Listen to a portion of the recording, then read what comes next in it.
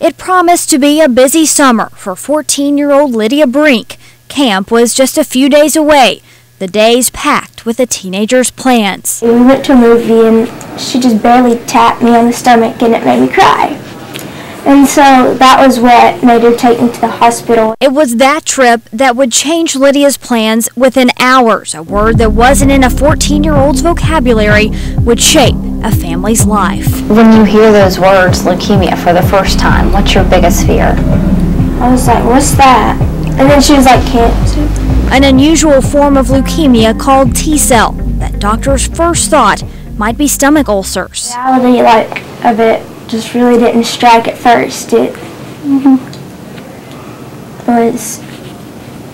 was almost like a really bad dream. Before she saw her first sunrise from a hospital room, she received her first chemotherapy treatment. It was just such a shock. It truly, surreal. And it's even at times, like months later, she and I would talk about how surreal it is. That first night became one of 70 in a hospital with Mom close by her side. When she was put into ICU, and there's not very many places to sit in ICU. And so a mother whose every thought centered around her daughter's health needed a place to, well, sit. Hospital staff quickly pointed her to the Ronald McDonald family room.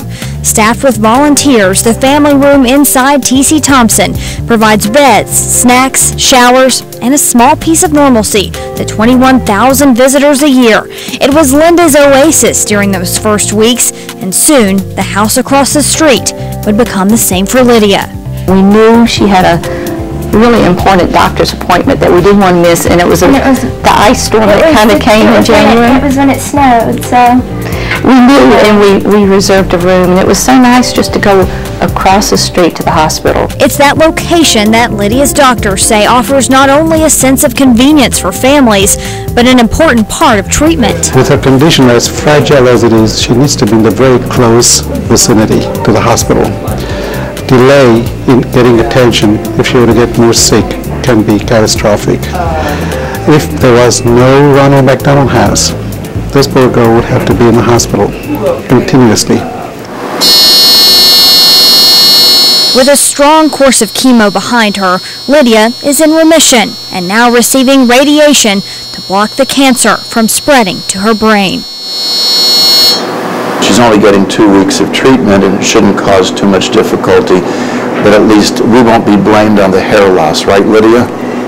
Yes, okay. 8 treatments in the first 2 weeks kept her tied to T.C. Thompson and the Ronald McDonald House. There's nothing better than home, but it's closest that you can ever get to home would be like being at Ronald McDonald House.